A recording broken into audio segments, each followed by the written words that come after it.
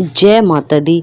चैत्र नवरात्र माँ नवरात्रि में तीसरे दिन माँ चंद्र घंटा की पूजा किस प्रकार करते हैं, मुहूर्त मंत्र और विधि, और हमें चंद्र घंटा माता को कौन सा भोग अर्पित करना चाहिए। अगर हम ये ऐसा करते हैं तो माँ चंद्र घंटा जल्दी प्रसन्न होती हैं। कहते हैं चैत्र नवरात्रि के तीसरे दिन देवी चंद्रघंटा की पूजा है। माँ चंद्रघंटा सांसारिक कष्टों से मुक्ति दिलाती हैं और तीसरे दिन का मुहूर्त चंद्रघंटा देवी माँ का भोग पूजन विधि जानेंगे। और आप लोगों ने हमारे इससे पहले वीडियो में जो मैंने माता रानी की बनाई इतना सारा प्यार दिया उसके लिए आभार है। और आप जानेंगे कि माँ चैत्र नवरात्रि में पूजा का शुभ मुहूर्त क्या रहेगा। चैत्र नवरात्रि तीसरा दिन 11 अप्रैल 2024 गुरुवार, सूर्य उदय सुबह 6:13 पर है, सूर्य अस्त्र शाम 6:42 पर है, ब्रह्म मुहूर्त सुबह 4:37 से 5:25 तक अभिजीत मुहूर्त रहेगा। दोपहर 12:02 से 12:42 तक राहु काल रहेगा।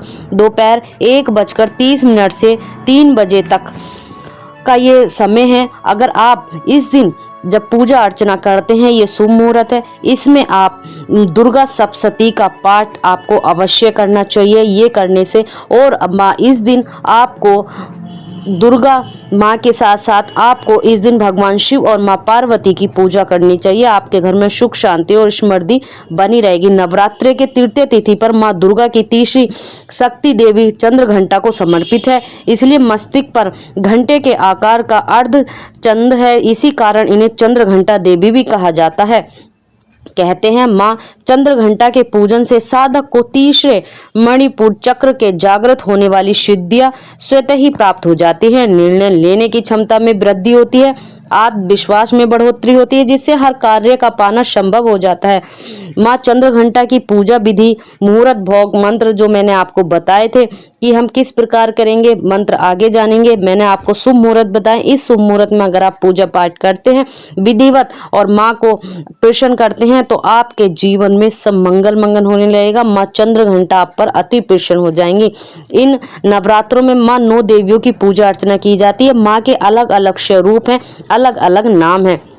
माँ चंद्र घंटा पूजन विधि किस प्रकार हम करेंगे।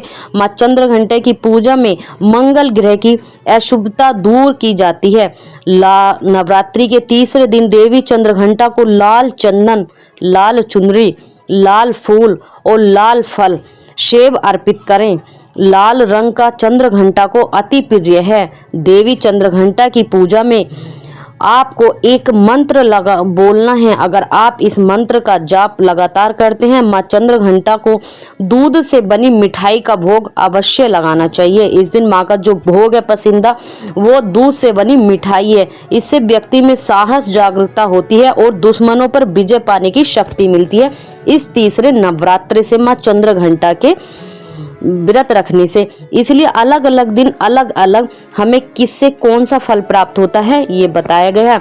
मंत्र है ओम क्लीन मंत्र। आप क्लीन मंत्र भी बोल सकते हैं। मैंने एक शॉर्ट में आपको बताया था, लिंक डाल दूंगी मैं डिस्क्रिप्शन में, आप देखना। अगर ये मंत्र का आप उच्चारण करते हैं तो बहुत ही उत्तम है। दुर्गा सप्तशती का पाठ आपको अवश्य करना चाहिए।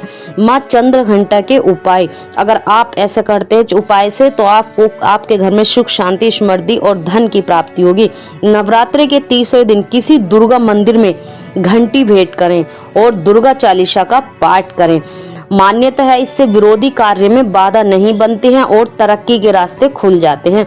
ये जो उपाय मैं आपको बता रही हूँ ये आपके तरक्की के रास्ते, आपके धन के मार्ग खुल जाते हैं। नवरात्रों में आप हमेशा मंदिर जाते हो, नहीं समय मिलता तो आपको अगर इस दिन आप जाकर दुर्गा चालीसा का पाठ करते हैं या घंटी भेंट करते हैं तो आपकी तरक्की बनती है, रास्ते खुल जाते हैं। ये उपाय जीवन में सुख और समृद्धि लेकर आता है। पौराणिक कथा के अनुसार असुरों के साथ युद्ध में देवी चंद्रघंटा ने घंटे के टंकार से ही असुरों का नाश कर दिया था। इसी से आपको पता चलेगा कि आपके 1 घंटे से ही कितने रास्ते खुल जाएंगे तरक्की के। आपके आने वाले जीवन की बाधाएं समाप्त हो जाएंगी। माँ चंद्र घंटा का मंत्र, आप देखिए कि आपको चंद्र घंटा माता का मंत्र आपको अवश्य बोलना है इस दिन। मैंने भोग में आपको बताया था मिठाई, और मंत्र में आपको बता रही पूजा किस लिए करते हैं वो मैंने आपको बताया, लेकिन मंत्र कौन सा है ये भी आप ध्यान से सुनिए। अगर ये सब विधिवत पूजा करते हैं और इस दिन अगर माँ को आप पीला फूल अर्पित करते हैं तो माँ चंद्र घंटा प्रसन्न हो जाती। जैसे अलग अलग दिन अलग अलग भोग लगाते हैं, अलग अलग दिन अलग तरह के फूल अर्पित करते हैं तो माँ चंद्र घंटा प्रसन्न हो जाती हैं। और जब माँ प्रसन्न होती हैं तो अपने भक्त को, अपने बच्चों को, अपने बेटे को कुछ ना कुछ अवश्य देती हैं। और तो आपको प्रसन्न करना है माँ चंद्र घंटा माता को। मंत्र है इस प्रकार, या देवी सर्वभूतेश माँ चंद्र घंटा रूपेण संसिता नमस्तस्यै नमस्तस्यै ही नमो नमः।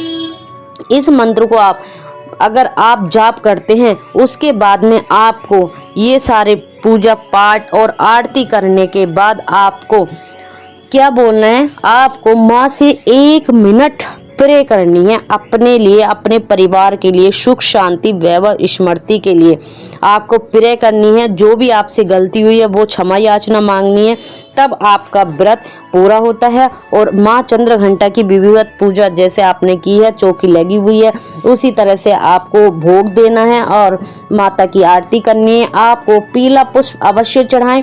और इस चंद्र घंटा माता पे आपके इस दिन उपाय करते हैं तो ये आपके उपाय, अगर आपका तरक्की का रास्ता बंद है, आपको मार्ग नजर नहीं आ रहा, कहते हैं समय पे छोड़ देते हैं, तो ये तीसरा दिन, नवरात्रि का तीसरा दिन माँ दुर्गा के 7 रूपों में से एक चंद्र घंटा माता का ऐसा है कि आपके तरक्की के रास्ते बहुत बन जाएंगे, आपके रास्तों में बाधाएं दूर हो जाएंगी। तो इस नवरात्रि माँ चंद्र घंटा को मनाइए और अपने सारे कार्य सिद्ध कीजिए। तब तक हंसते रहिए, मुस्कुराते रहिए और माता रानी का गुणगान गाते रहिए। और अपने कमेंट बॉक्स में जय माता दी अवश्य लिखिए। कहते हैं अगर आप श्रद्धा से माँ को बुलाएंगे तो आपके घर में अवश्य आएंगी। अगर आप भी अपने घर बुलाना चाहते हो माँ चंद्र घंटा को तो आप जय माता दी अवश्य लिखिए। और आप मंदिर जाते हैं तो आपको माँ से कह कर आना चाहिए, माँ आपको बहुत दिन हो गए, आप मेरे साथ मेरे घर चलिए। जब तक कहते नहीं हैं, कोई किसी के घर नहीं आता है, तो आपको कहने में बिल्कुल भी हिचक नहीं करनी है। आपको भी माता को अपने घर आमंत्रित करना है। और लास्ट के जब आप 8 नौमी करेंगे तो माता को बिना कुछ दिए, बिना गिफ्ट दिए आपको विदा नहीं करना है। जो विदा से मतलब कन्या पूजन जब आप करेंगे उस दिन माँ विदा होती हैं। उस दिन माँ के लिए हलवा पूड़ी का भोग बहुत ही आवश्यक होता है और बहुत ही महत्व होता है जीवन में। हलवा पूरी और चने का ये बनाकर आप, कुछ लोग अलग अलग तरीके से, मॉडल जमाना चल गया, कुछ अलग बनाते, पास्ता मैगी कन्याएं खाती नहीं है, लेकिन वो एक थोड़ा सा भी आपसे खाती हैं वो खुश होकर जानी चाहिए। ये आपको भोग अवश्य बनाना है, कुछ अलग से ना बनाकर माता को प्रसन्न करना। तो आपको ये बनाकर गिफ्ट देकर और उनसे अपना आशीर्वाद अवश्य लें, तब माता को खुशी खुशी विदा करना है। तब तक के लिए जय माता दी।